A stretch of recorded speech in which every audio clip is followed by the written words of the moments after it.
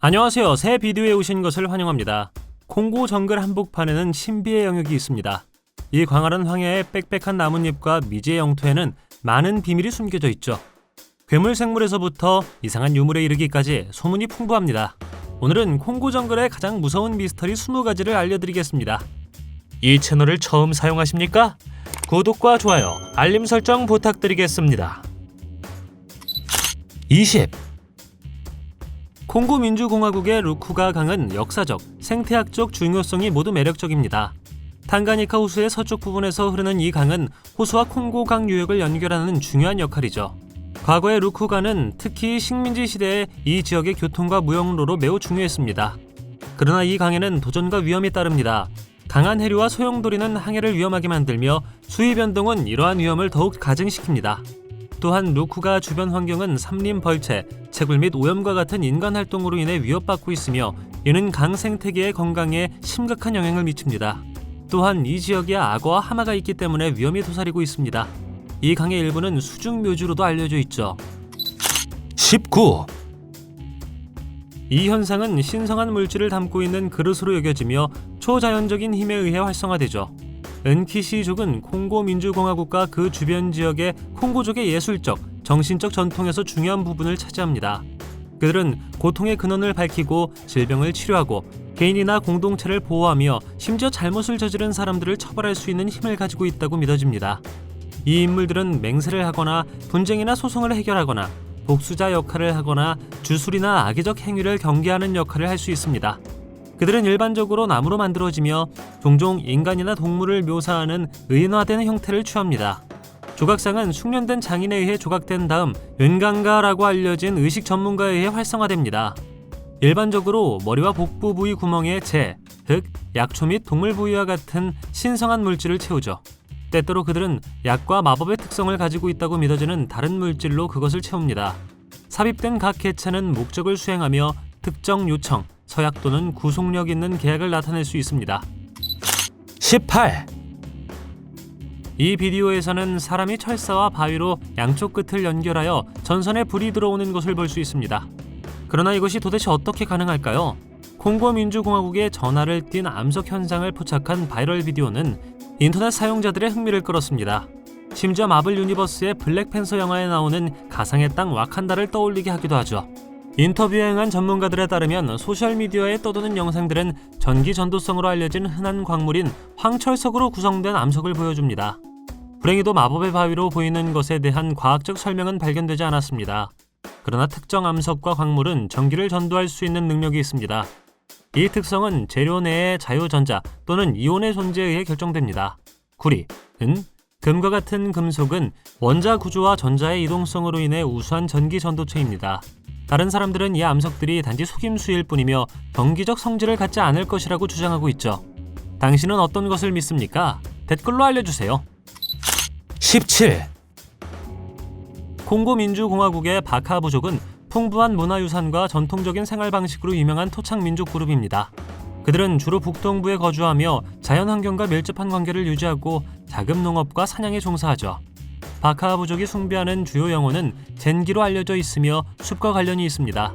젠기는 바카 사람들의 부모이자 수호자로 간주되죠. 그들은 이러한 정신이 희망을 주고 사회의 안정에 기여한다고 믿습니다. 더욱이 바카 부족은 콤바라고 불리는 영혼을 믿는데 콤바는 세계와 열대우림을 창조했다고 믿어지죠. 이 부족은 영혼의 힘을 매우 강조하며 벵게로 알려진 약술과 점술가들에게 의존합니다. 바카족은 묻지도 따지지도 않고 벵게의 명령을 순순히 따르죠. 의식은 특정 바카 씨족 내에서 영혼의 아버지로 알려진 개인에 의해 수행됩니다. 서로 다른 씨족 출신의 이 사람들이 함께 모여 의식을 교환하고 공유하면서 새로운 변형이 탄생되죠.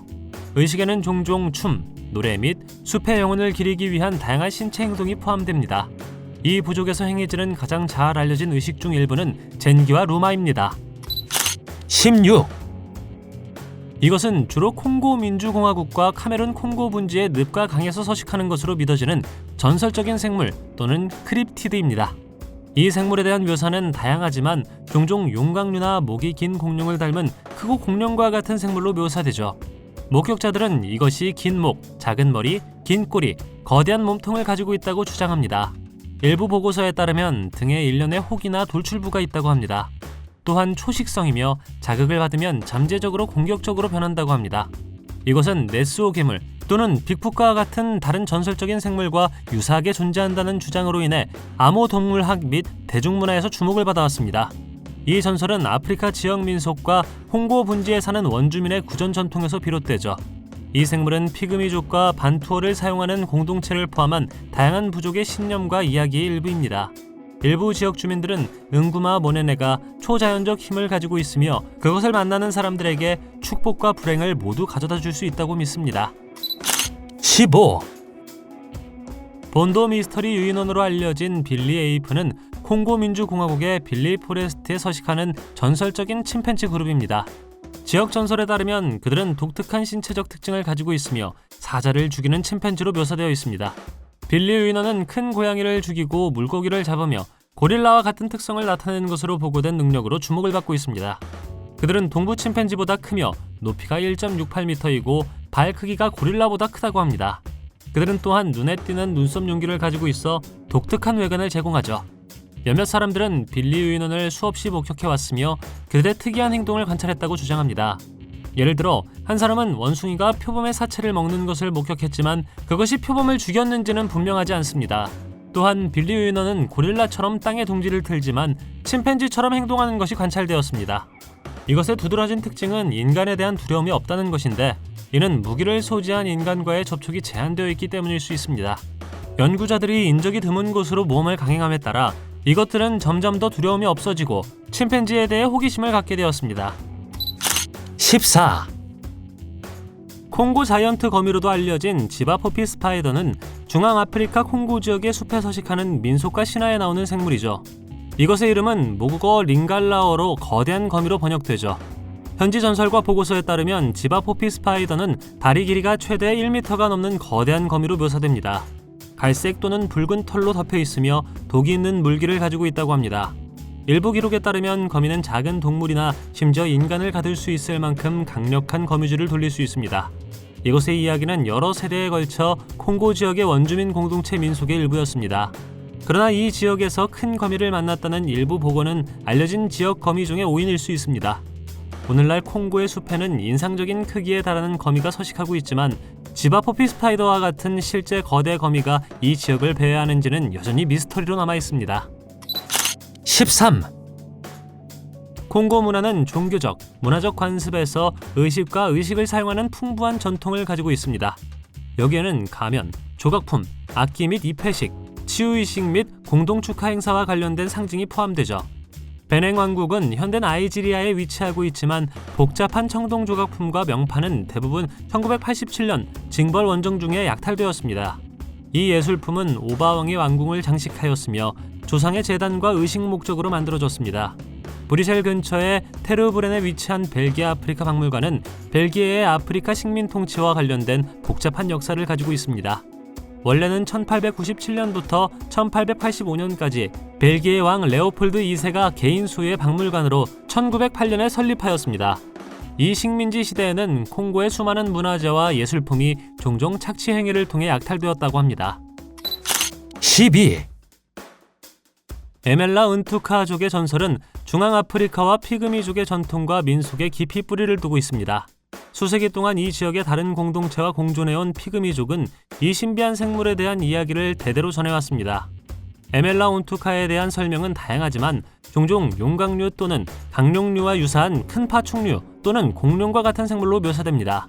목이 길고 몸통이 튼튼하며 머리에는 거대한 뿔이 있다고 합니다. 일부 기록에 따르면 거칠고 바늘 같은 피부와 으르릉거리는 소리를 낼 수 있는 능력이 있다고 합니다. 현지 신앙에 따르면 에멜라 온투카는 주로 깊은 숲이나 늪지역과 같이 외딴 지역과 접근하기 어려운 지역에 서식하는 고독한 생물로 알려져 있습니다. 일부 전통은 생물을 만나는 것이 임박한 위험이나 불행의 신호라고 제안하는 반면 다른 어떤 전통은 초자연적인 힘을 가지고 있거나 자연세계의 수호자를 나타낸다고 믿습니다. 일부 다른 기록에는 뿔이 치유하거나 보호해줄 수 있는 마법의 힘을 가지고 있다고 말하기도 합니다. 11. 콩고의 암각화는 콩고 민주공화국의 바위와 동굴벽에서 발견되는 고대 예술적 표현을 말합니다. 이 암각화 유적지는 이 지역의 풍부한 문화유산을 엿볼 수 있게 해주며 암각화를 만든 사람들의 신앙, 의식, 일상생활에 대한 통찰력을 제공합니다. 이 암각화는 수천 년 전으로 거슬러 올라가며 일부 지역은 만년 전으로 추정됩니다. 예술은 주로 그림으로 구성되어 있지만 일부 사이트에서 판화와 암각화도 발견되었습니다. 그림은 일반적으로 광물, 점토 또는 식물 재료에서 추출한 빨간색, 노란색, 검은색 및 흰색과 같은 천연 안료를 사용하여 만들어집니다. 암각화에 묘사된 주제는 인물, 동물, 식물, 기하학적 패턴, 사냥, 춤, 공동체 활동 장면 등 광범위한 모티브를 포함합니다. 암각화에 주목할 만한 특징은 인물의 묘사된 움직임과 활력입니다. 많은 인간과 동물 이미지는 역동적인 포즈를 보여주며 내러티브 또는 의식적 맥락을 나타내죠. 이것은 인간과 동물 사이의 긴밀한 관계를 반영하며 고대 콩고 인구의 삶과 영적 신념에서 야생동물의 중요성을 강조합니다. 암각화 유적지는 또한 바위 쉼터, 절벽, 동굴 등 다양한 풍경에 흩어져 있습니다.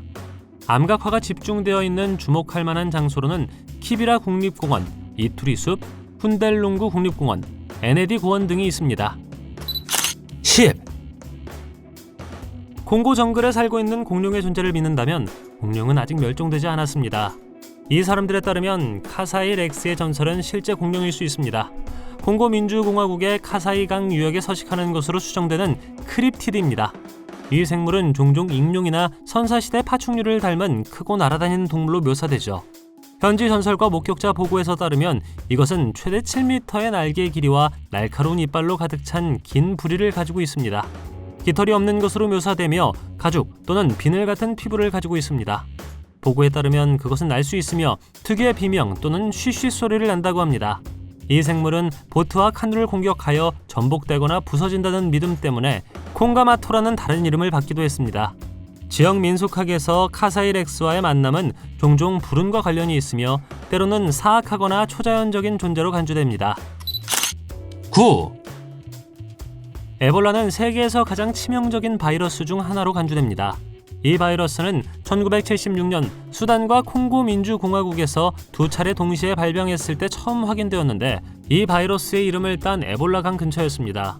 콩고 민주공화국은 에볼라와 역사적으로 밀접한 관련이 있으며 에볼라가 처음 발견된 이래 여러 차례 발병을 경험했습니다. 사실 그들은 최근 수십 년 동안 가장 광범위하고 어려운 에볼라 발병을 목격했습니다.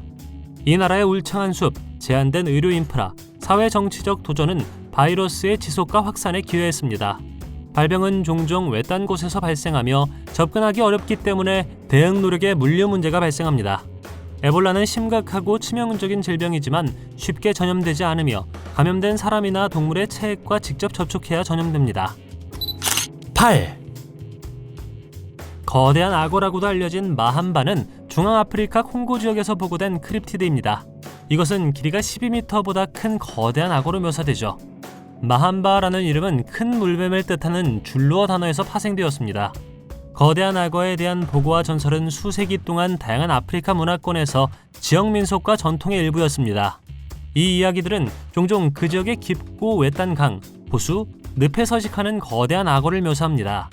마함바는 유난히 커서 현존하는 어떤 악어보다 크다고 합니다. 이 생물과의 만남에 대한 증언은 인간과 다른 동물을 포함하여 큰 먹이를 삼킬 수 있는 무섭고 강력한 동물로 묘사됩니다. 숨겨져 있거나 알려지지 않은 동물을 연구하는 아모동물학의 영역에서 이것은 종종 동아프리카의 루크와타 및 모켈레 은벤베로도 알려진 콩고 공룡과 같은 생물과 다른 전설적인 거대 악어와도 비교됩니다. 7. 콩고에서 온 이 다음 미스터리는 거대한 은색 기둥의 신비한 출현과 실종을 중심으로 전개됩니다. 하지만 정확히 어떻게 단일체로 마음대로 사라질 수 있는지 궁금할 것입니다. 문제의 은색 거대 돌기둥은 콩고 민주공화국의 수도 킨샤사에 나타난 수수께끼의 금속 구조물입니다. 높이가 3.7m인 거대 돌기둥이 갑자기 도시의 반달 지구에 있는 원형 교차로에 나타났습니다.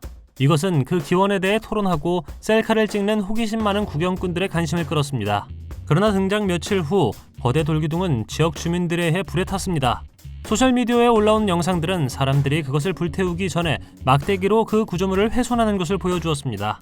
미국, 루마니아, 터키를 포함한 세계의 다른 지역에서도 비슷한 거대 돌기둥이 발견되었습니다. 그 이후로 거대 돌기둥을 영화 2001 스페이스 오디세이의 거대 돌기둥과 비교하는 음모론이 제기되기도 했습니다. 6. 콩가마토는 아프리카 설화에 등장하는 매혹적인 생물로 현지 전설과 보고에 날아다니는 익룡으로 묘사되어 있습니다.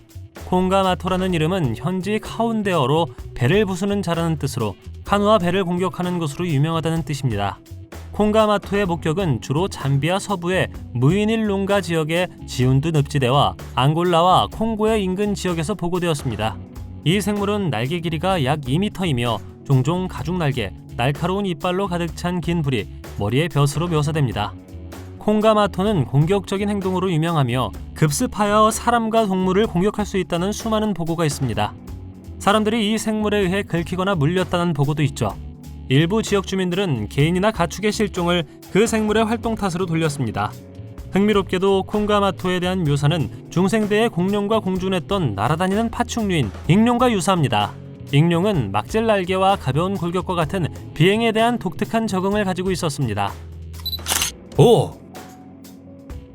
블러드 다이아몬드라는 용어는 전쟁 지역이나 분쟁 지역에서 채굴되어 정부에 대한 무력 분쟁 자금으로 사용되는 다이아몬드를 의미합니다. 불행히도 콩고는 종종 블러드 다이아몬드 문제와 관련이 있죠. 이 블러드 다이아몬드는 주로 1990년대 후반과 2000년대 초반의 격렬한 분쟁 기간 동안 반군단체나 민병대가 통제하는 지역에서 채굴된 다이아몬드와 관련이 있습니다. 제2차 콩고 전쟁 또는 아프리카 대전이라고도 불리는 이 분쟁에는 여러 무장단체가 연루되어 있었습니다. 이 기간 동안 콩고 민주공화국의 반군단체와 외국 군대는 다이아몬드 광산을 장악하고 다이아몬드 판매 수익금을 군사활동 자금으로 사용했습니다. 이 분쟁 다이아몬드에서 얻은 수익은 무기를 구입하고 군대를 유지하며 분쟁을 영속화하는 데 사용되었습니다. 이것은 블러드 다이아몬드 거래로 인해 국가 인구의 치명적인 결과를 초래했죠. 광산 작업은 종종 강제노동, 인권 침해 및 환경오염으로 특정지어졌습니다. 더욱이 이 다이아몬드를 팔아 번 수익금은 분쟁을 지속시켜 수백만 명의 목숨을 앗아가고 수많은 사람들의 실향민을 낳았습니다. 4.